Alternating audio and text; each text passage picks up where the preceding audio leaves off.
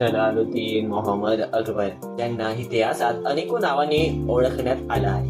कधी शहनशाह अकबर आझम तर कधी अकबर द ग्रेट. बाबरचे नातू आणि हुमायूनचे पुत्र आणि मुघल सल्तनतचे तिसरे बादशाह. 13 वर्षांच्या मुघल राज्य सांभाळण्यावाल्या अकबरने 50 वर्ष भारतावर राज्य केले आणि याच काळामध्ये त्यांनी 10,000पेक्षा अनेको सिक्के चलनात आणली.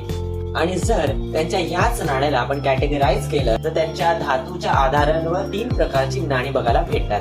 त्यामधून जो पहिला आहे त्याला आपण बोलतो सुवर्ण मुद्रा या अशर्फी, आणि दुसरा आहे तो चांदीचा रुपया, आणि जो तिसरा आहे तो आहे कॉपरचा दामफलूस. पण ह्या व्हिडिओमध्ये आपण अकबरच्या अशा 3 सुवर्ण नाण्यांबद्दल बोलणार आहोत. ते खूप मौल्यवान आहे. ती त्यांची जी किंमत आहे ती करोडो व लाखो मध्ये, आणि त्यांच्या रकमेपेक्षाही जास्त त्यांची सुंदरता आहे त्या कॉईनची ती खूप अनमोल आहे. त्यांच्या रुपयांपेक्षा ते पैशांपेक्षा सगळ्यात जास्त सुंदर आहे. या नाण्यांचे ते स्वरूप जशा पद्धतीने ते कोरीव केले गेले आहे, तशा पद्धतीने या नाण्यांना बनवण्यात आले आहे. आणि ह्यामध्ये जो आहे अकबरचा सगळ्यात पहिला जो सिक्का आपण या व्हिडिओमध्ये बोलणार आहोत तो आहे राम सिया कॉइन.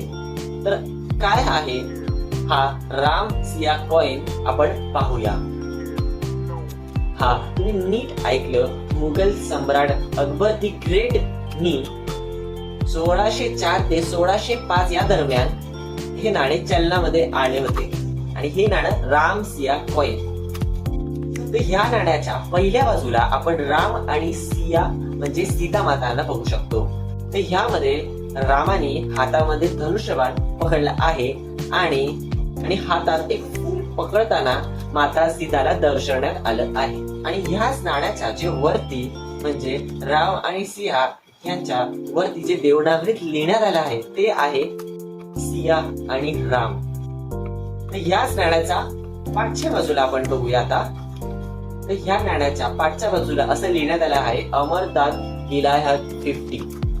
याचा अर्थ असा आहे अकबरच्या सल्तनतचा 50व्या वर्ष. हे खूप अमूल्य नाणं आहे. आणि मित्रांनो, आतापर्यंत फक्त असे 3च नाणे बघण्यात आले आहे. त्यामधून एक सुवर्ण नाणं आणि 2 चांदीचे नाणं आहे. त्याची जी किंमत आहे त्याच्या आपण याच गोष्टीने आपण लक्षात येऊ शकते की फक्त हे 3च नाणे आतापर्यंत सापडण्यात आले. त्यामधूनही एक सोन्याचं होतं आणि 2 चांदीचे होते. तर हे किती मौल्यवान आहे. 2010 मध्ये ह्याच एका नाण्यांमधून बोली लागण्यात आली होती, आणि त्या बोलीमध्ये हे नाणं $1,40,000 जे आपण भारताच्या जर इंडियन रुपीज मध्ये कन्वर्ट केले तर 1 करोडहूनही जास्त पैसे आहेत. बाकीचे 2 नाणी आहेत ते आपण येणाऱ्या सिरीज मध्ये कव्हर करणार आहोत. तर तुम्ही आमच्या या प्रवासामध्ये आमच्या सोबत राहा आणि अशाच ह्या जुन्या इतिहासांचा आनंद घ्या. तर आजसाठी एवढंच. जय महाराष्ट्र.